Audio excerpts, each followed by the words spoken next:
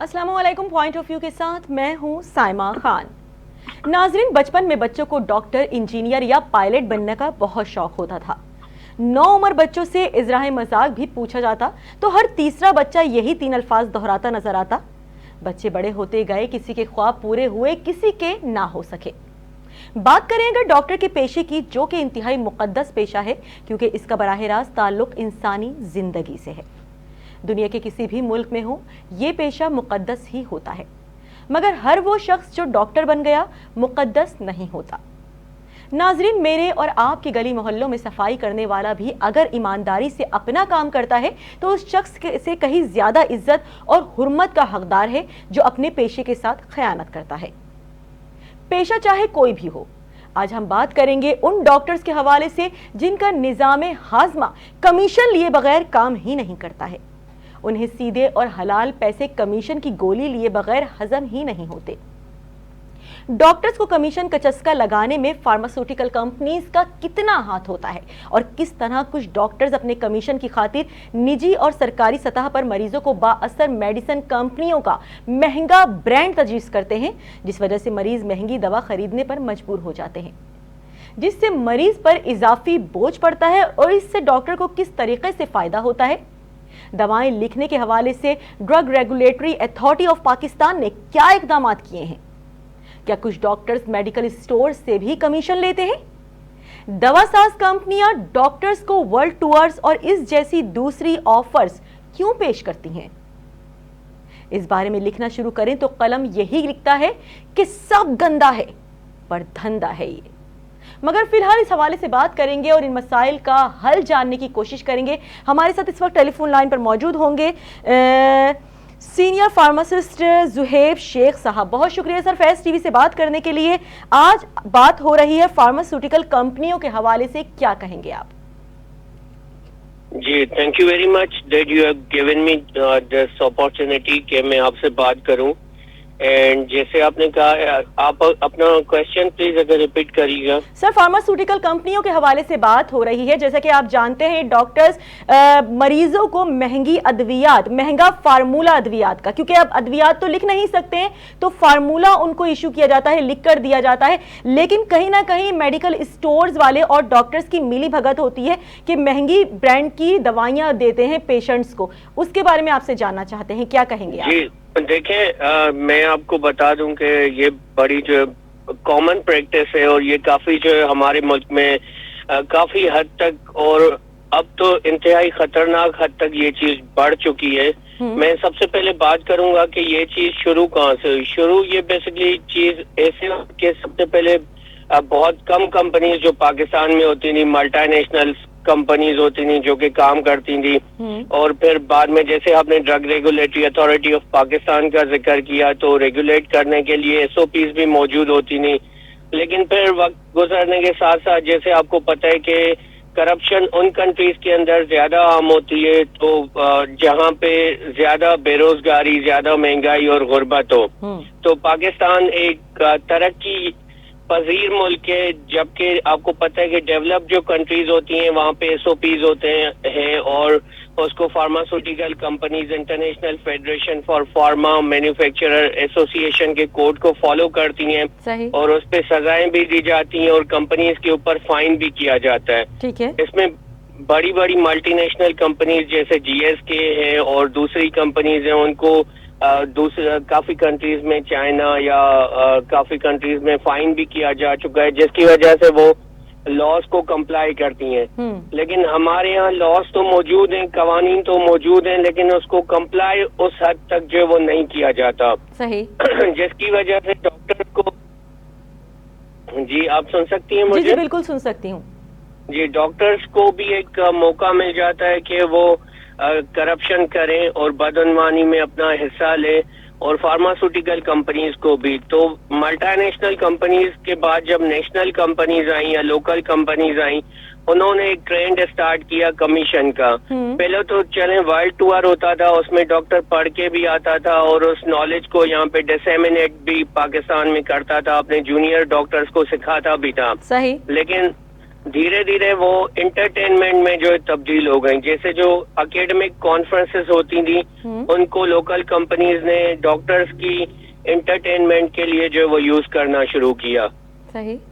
تو اس کی وجہ سے کرپشن کا جو لیول تھا وہ بڑھتا چلا گیا, اور پھر جو وہ ایک دور ایسا آیا کہ نقد اور کیش اور چیکس اور یہ ساری چیزیں دیگر فیسلٹیز پرووائڈ کرتے ہیں. زہیب صاحب یہ بتائیں, اگر فار ایگزامپل ظاہر ہے بہت سے کلینکس ہیں ایسے جو اس تمام تر کام میں ملوث پائے جاتے ہیں, ان کا کمیشن بھی ہوتا ہے اور بہت اٹریکٹیو کمیشن دیا جاتا ہے, آؤٹ آف کنٹری وزٹ کروائے جاتے ہیں اور دیگر مراد دی جاتی ہیں. یہ بتائیں اگر کوئی ڈاکٹر یہ کام کرتے ہوئے پکڑا جاتا ہے, اریسٹ کر لیا جاتا ہے, تو اس کے خلاف کس قسم کی کارروائی عمل میں آتی ہے؟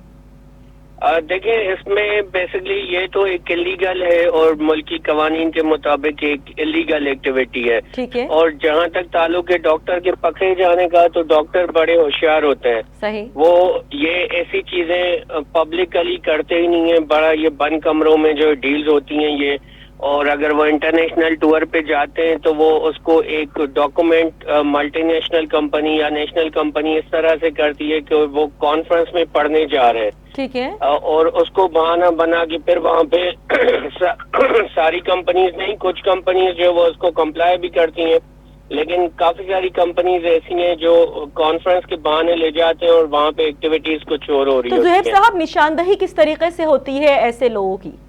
ظاہر ہے جب اتنے بڑے پیمانے پر کام ہو رہا ہے تو کہیں نہ کہیں کوئی نہ کوئی تو پکڑ میں آتا ہوگا.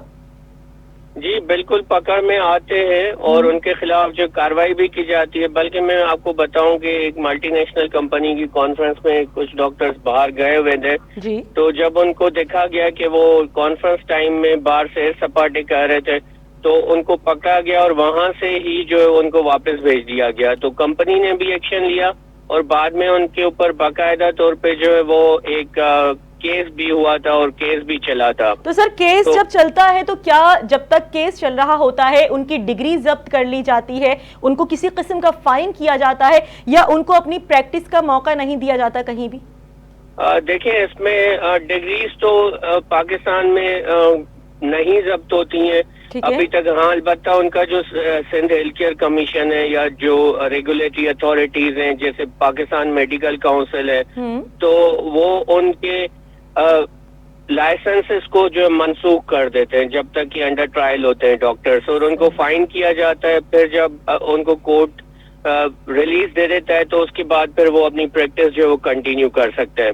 ٹھیک ہے. اور اگر آپ کو یاد ہوگا کہ اس طرح کے جو کیسز ہوتے ہیں جب کمیشن بیسس پہ کمپنیز کام کرتی ہیں, تو لاہور والا انسیڈنٹ آپ کو یاد ہوگا جو کارڈیولوجی کا ہوا تھا جس میں کافی سارے جو پیشنٹ تھے وہ ڈیتھ کا شکار ہوئے تھے. بالکل بالکل. تو اس انسیڈنٹ کے بعد جو وہ پورے ہاسپٹل کے ایم ایز ڈائریکٹرز اور سب کے خلاف کاروائی بھی عمل میں لائی گئی تھی, سب کو اریسٹ بھی کیا گیا تھا, ان کو سزائیں بھی دی گئی تھیں. تو اس کے بعد کافی امپروومنٹ آئی ہے, لیکن اب بھی وہ اس لیول کی نہیں ہے, بیکاز میں پچھلے 13 سال سے اس پیشے سے وابستہ ہوں. ٹھیک ہے. اور میں نے ملٹی نیشنل, نیشنل اور لوکل ہر طرح کی کمپنی میں کام کیا ہے.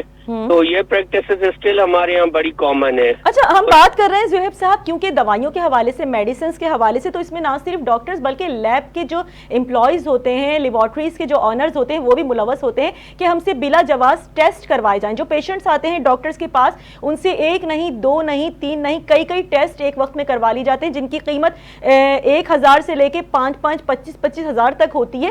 جو لوگ افورڈ نہیں کر سکتے ہیں وہ کہاں کلیم کرتے ہیں, کیسے پتہ چلتا ہے کہ یہ ٹیسٹ ضروری ہے یا نہیں ہے؟ دیکھیے ابھی تک اس کا کوئی ریگولیٹری کا میکینزم نہیں ہے. ابھی چونکہ میں پیشنٹس کو بھی ڈیل کرتا رہا ہوں, میں نے بیت المال اور اس طرح کے اداروں میں کام کیا ہے, NGOs کے ساتھ بھی کام کیا ہے, اور جو آٹو امیون ڈیزیزز کے پیشنٹ جناح ہاسپٹل کراچی میں آتے تھے ان کو میں فیسیلیٹیٹ کرنے کا, ان کی ہیلپ کرنے کا بھی کام کرتا رہا ہوں.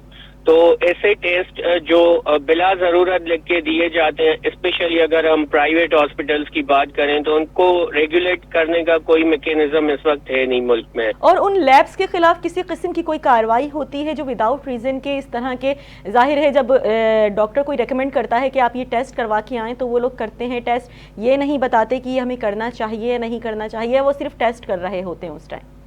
وہ اس وقت صرف ٹیسٹ کر رہے ہوتے ہیں، چونکہ ڈاکٹر جو ریکمینڈ کرتا ہے وہ لیب والے جو کرتے ہیں، اور کافی سارے ایسے ڈاکٹرز ہیں جو غیر ضروری ٹیسٹ بھی کرواتے ہیں، بلکہ پرائیویٹ ہاسپٹل کے اندر تو یہ پریکٹس عام ہوتی ہے کہ اگر سی بی سی کی ریکوائرمنٹ ہوتی ہے تو اس کے ساتھ C B C, E S R اور سی آر پی اور بہت سارے دوسرے ٹیسٹ جو وہ سجیسٹ کیے جاتے اچھا ہیں۔ زہیب صاحب، جاتے جاتے آخری سوال کا جواب دیتے جائیے گا، اس بدعنوانی کو کیسے روکا جا سکتا ہے، کس طریقے سے اس کی روک تھام ہو سکتی ہے؟